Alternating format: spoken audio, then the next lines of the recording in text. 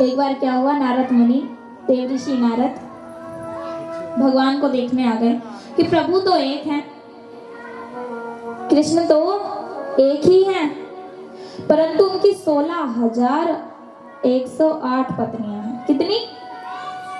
16,108 पत्नियां और एक कृष्ण। तो ये किसके साथ रहते होंगे? यदि एक एक दिन भी ये सबके साथ बिताएं तो 16,108 दिन बीत जाएंगे। कितनी आयु उनकी निकल जाएगी। वही चिंतन कर रहे थे।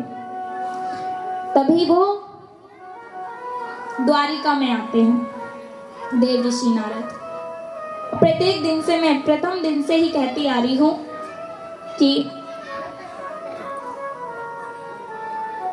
देवऋषि नारद बड़े चुगलखोर हैं। कहीं भी पहुंच जाते हैं, चटपटी उनको लगती है एक ऐसी, कहीं भी अचानक से कभी भी पहुंच जाते हैं बिना निमंत्रण दिए।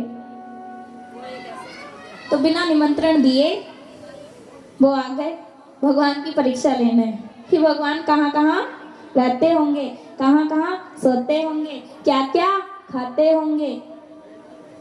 वह आए और आकर के सबसे पहले रुक्मणी जी के कक्ष में गए कि भगवान वहां क्या कर रहे हैं। तो देखा कि भगवान वहां विश्राम कर रहे हैं। दौड़ कर गए दूसरी पत्नी के पास, तो भगवान वहां पर सैया त्याग रहे हैं।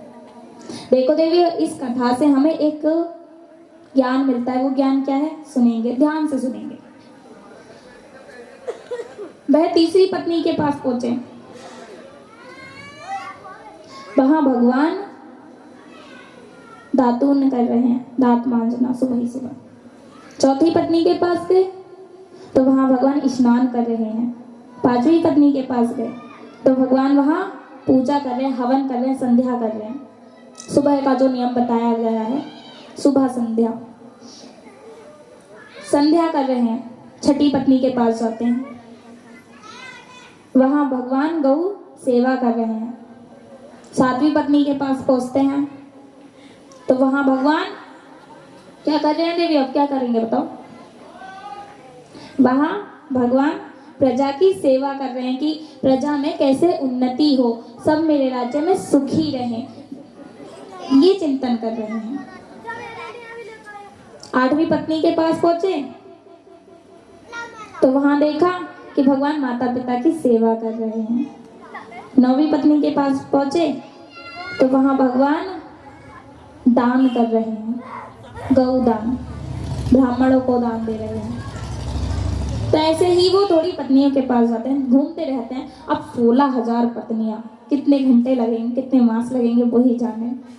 क्योंकि हम 16 घर जाके, अभी देख लो आप 100 घर देख लो, कितना समय बीत जाएगा। आप उनको निमंत्रण देने जाओ, बस मात्र एक एक मिनट भी रोको तो भी कितने मिनट गुजर जाएंगे, कितने समय लग जाएगा। तो ऐसे ही भगवान ने, जो देवऋषि नारद थे, वो 16,000 पत्नियों के पास तो गए नहीं, कुछ पत्नियों के, मान लो 11 पत्नी के पास पहुंच गए। देखते रहे कि भगवान तो एक हैं। अभी रुक्मणी जी के पास गया तो उनके पास भगवान ये कर रहे हैं, दूसरी के पास गया भगवान वो कर रहे हैं, तीसरी के पास गया भगवान ये कर रहे हैं। भगवान तो एक हैं। तभी भगवान ने पीछे से आके कृष्ण जी ने सुदाम, जो नारद थे, देवऋषि नारद, उनका हाथ पकड़ लिया, देवऋषि नारद का हाथ। तो उन्होंने, देवऋषि नारद ने कहा, प्रभु आज तो छोड़ दो, मंगला आरती के लिए जाना है, शीघ्रता हो रही है, आज छोड़ दो। तो भगवान श्री कृष्ण ने कहा, देवऋषि नारद, अभी तो 16,000 पत्नियां हैं, ये नहीं देखोगे वहां भगवान क्या कर रहे हैं? अभी तो 16,000 पूरी पत्नियां हैं, नहीं देखोगे जाके कि वहां मैं क्या कर रहा हूं? तभी देवऋषि नारद भगवान के चरणों में दंडवत प्रणाम कर रखे, तुरंत दर्पण पर प्रणाम करा, तुरंत, कि भगवान जिसका मैं मानस पुत्र, ब्रह्मा जी का मैं मानस पुत्र, जब वही आपकी लीला नहीं समझ पाए तो मैं कौन होता हूँ? समझने वाला, तो कभी हम भगवान को समझ नहीं सकते। मैंने निवेदन किया था, 4 सखियां आई हैं और बातें कर रही हैं। जब आप प्रांगण में आए हो तो सुनो ध्यान से। तो क्या हुआ, कुछ व्यक्ति कहते हैं मैंने निवेदन किया आपसे कि भगवान को ना ही निराकार में बांधा जा सकता, ना ही साकार में बांधा जाता। इस शब्दों में, ये जो शब्द है ना, इसमें भगवान को बांधा नहीं जा सकता, क्योंकि भगवान परमपिता परमेश्वर है, वो अनंत है। भगवान स्वयं कहते हैं कि मैं कहाँ तक हूँ, मेरा स्वरूप क्या है मुझे नहीं पता, मैं कहाँ तक हूँ। एक बार धरती की पूरी मिट्टी के कण गिने जा सकते हैं, पर मेरे स्वरूप को नहीं गिना जा सकता। देवियों, मैं कहूँ एक ट्रॉली मिट्टी है, उसके कण गिन के मुझे बताओ। जितनी भी साधियां हैं, जितने साधु बाहर खड़े हैं, सभी इस काम को अभी से ही करो। क्या गिन पाओगी?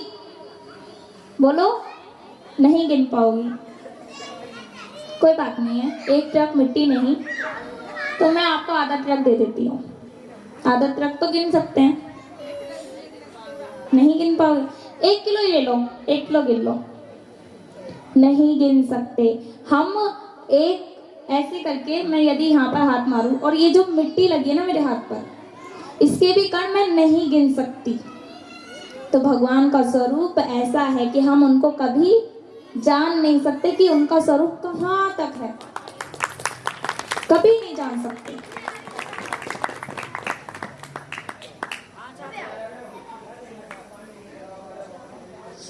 तो भगवान ने एक ज्ञान और दिया देव ऋषि नारद को। वो ज्ञान क्या दिया कि हे देव ऋषि नारद, आप ब्रह्मचारी हो और ब्रह्मचारी को कभी गृहस्थ जीवन में ताक झाक नहीं करनी चाहिए, कभी ताक झाक नहीं करनी चाहिए। आप अपना ब्रह्मचारी जीवन परमेश्वर के लिए लीन करो। ये मत देखो कि गृहस्थ जीवन में क्या हो रहा है। तो इससे हमें भी सीख देते हैं, आप भले ही गृहस्थ जीवन हो, परंतु किसी के जीवन को, किसी के घर में ताक झाक मत करो। और जब हम ताक झाक करते हैं तो वही हमारा दुख का कारण बनता है। किसका कारण बनता है?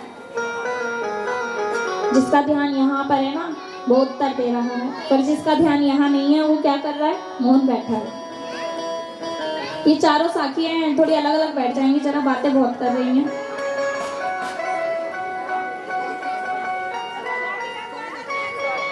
तो क्या हुआ, भगवान ने उनको ज्ञान दिया।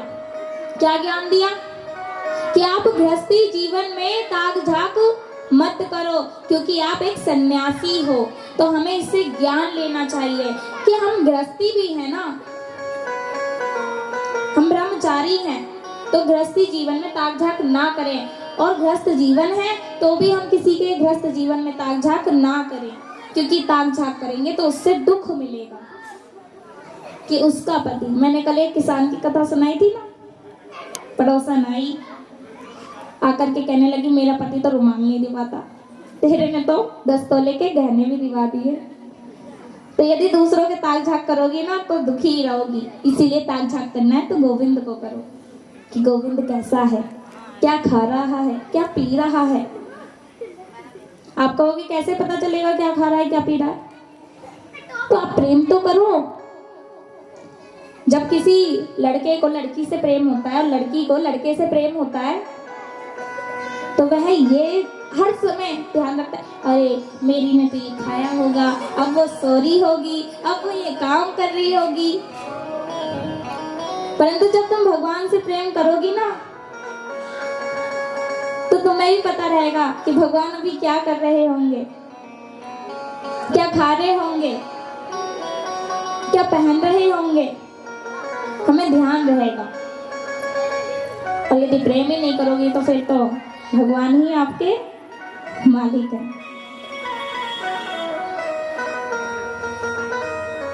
तो भगवान उद्धव को समझाते हैं कि जो मुझसे प्रेम करता है ना, उसे सर दे के देने पड़ते हैं, सर दे देने पड़ते हैं, सर काट के मुझे देना पड़ता है। यहाँ सर्दे के होते हैं सौदे। क्या होते हैं यहाँ? सर्दे के सौदे होते हैं। तो भगवान ये ज्ञान दे रहे हैं हम सबको।